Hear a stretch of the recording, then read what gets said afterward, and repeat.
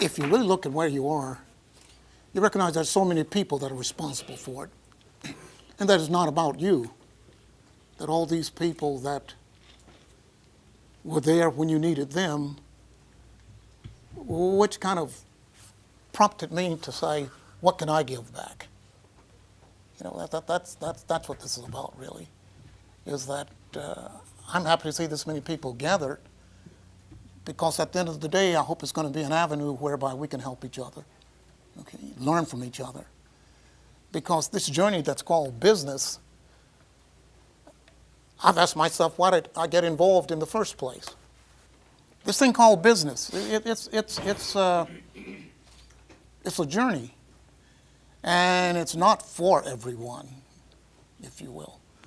You know, let me just share with you that to be in business requires money. Poor people have difficulty staying in business. And most of us that started in business was poor. All right? So, you know, there are some basic things. What I suggest, number one, is just take a look at yourself, and let's not make this journey called business very difficult. You have an income. From the income, you have bills. The question is, do you have anything left over?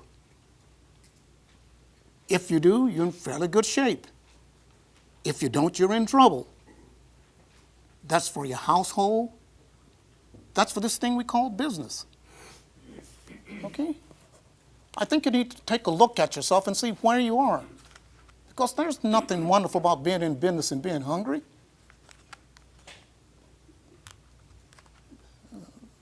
That's kind of basic. You know, why are you in business? Now, having said that, there's some excitement in being in business. There's some opportunities, but you've got to understand the rules of engagement, the same as playing golf. Don't know why I keep coming back to golf, but knowing the rules of engagement. Why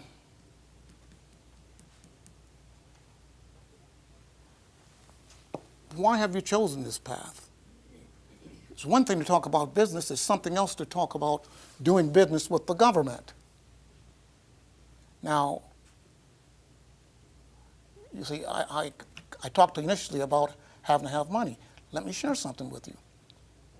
When I worked for the government, I started a television repair business on the side. Okay? The reason I could start that television repair business on the side, I had a job with the government. So I had a guaranteed annual income. So therefore, when things went to hell in a handbasket, I could still eat. Okay? I don't think you get this kind of conversation very often. But you know, take a look at yourself, and some of the businesses need to take a look and see whether or not they can really survive and take care of the basic things.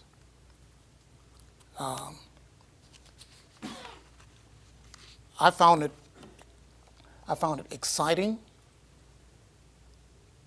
to be in business, but you got to understand I'm a masochist. Okay? And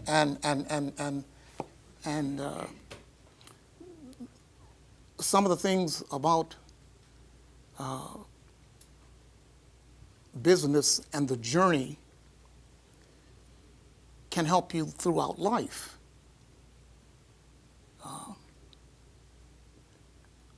As with anything, you've got to understand the rules of engagement.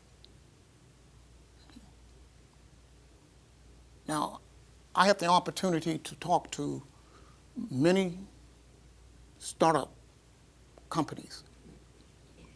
Things that are kind of interesting is that they always come in with a stack of view graphs, their presentation.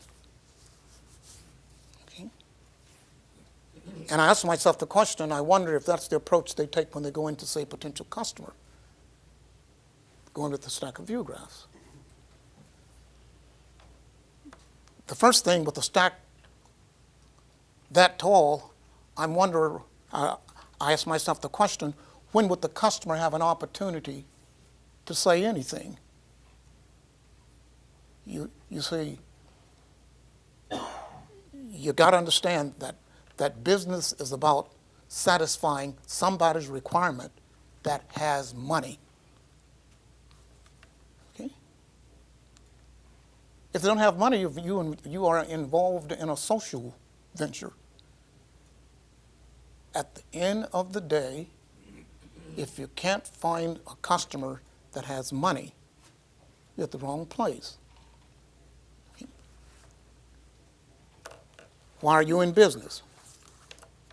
I guess at some point you're interested in making some money. Okay.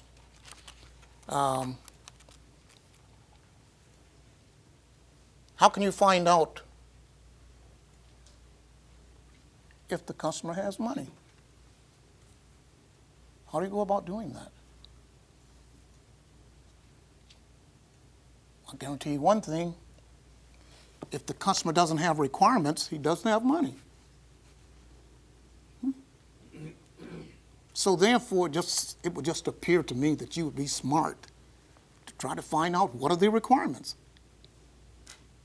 Now, how can you find out what are the requirements if you have that stack of view graphs and you have 30 minutes with the potential customer and the presentation that you have takes 25, and you leave there and you're proud of your presentation, but you don't know anything about the requirements, or if he has requirements. Okay? So I caution businesses that are starting up, or businesses in general, is to listen more, approach the potential customer with a thought of, let me see if I can find out if they have requirements. Because if they don't have requirements, I'll bet my pitching wedge that they don't have money. And that's very valuable to me. Ready? So, let's just say that the customer has requirements. Why would the customer want to do business with you? Why? What do you bring to the table? All these companies here, why you?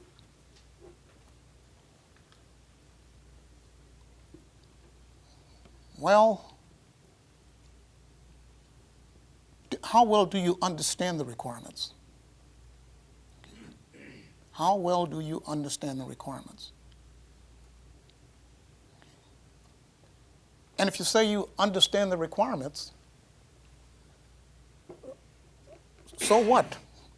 There are a number of companies that understand the requirements. Okay. What is going to distinguish you?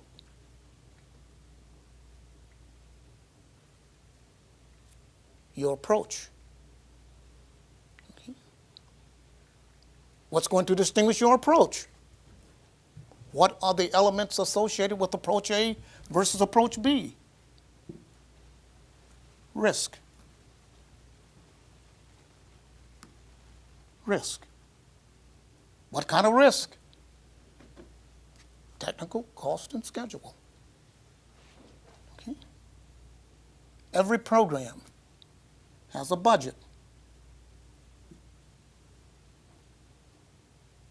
And that budget is put in place to execute a program to yield technical performance, satisfy our schedule, and be within cost. And that customer is concerned as to if you're going to do it within the confines and constraints of the budget.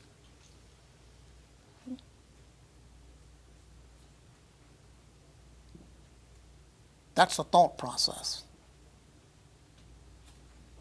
That's the thought process from the customer standpoint, and that's the thought process when you find yourself trying to put together a proposal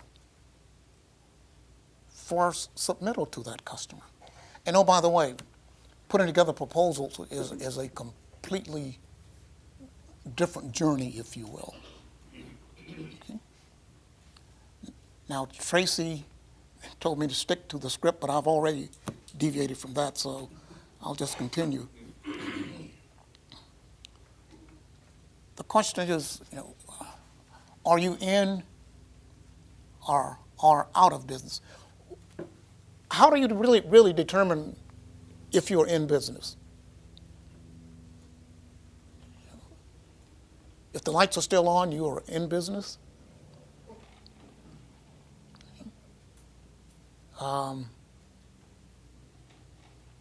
You see, business is about being able to continue.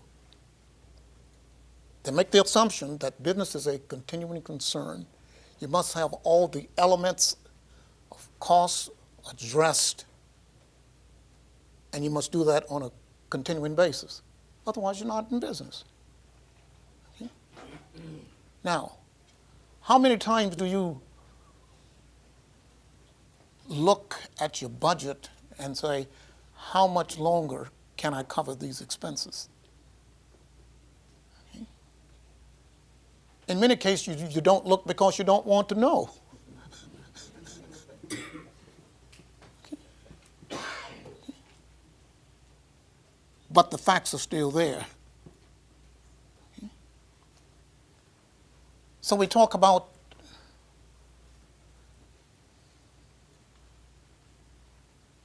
subjective ways of knowing where you are in business and objective ways.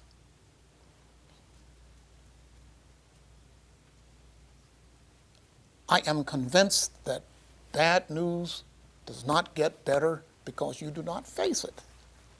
You see, it's just as straightforward. Business is a bucket of water,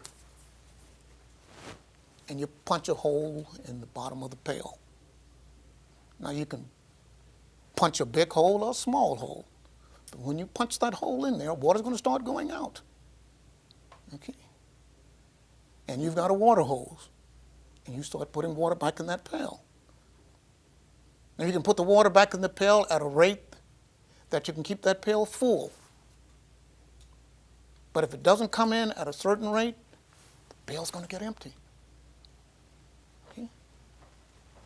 Now, you can make it as complex as you so desire. But that's what this thing about business is all about, is that whether you like it or not, to stay in the building where you are presently located, you got to pay the rent. Okay? The people love you to death. But don't let the paycheck show up, and you'll find out how much they really love you. And oh, by the way, I don't blame them because they have responsibility. But you can't be idealistic. You got to be realistic about it and recognize that's the things that we're in that we call business. Those are the facts. Okay? The people have responsibility. They have to deal with that.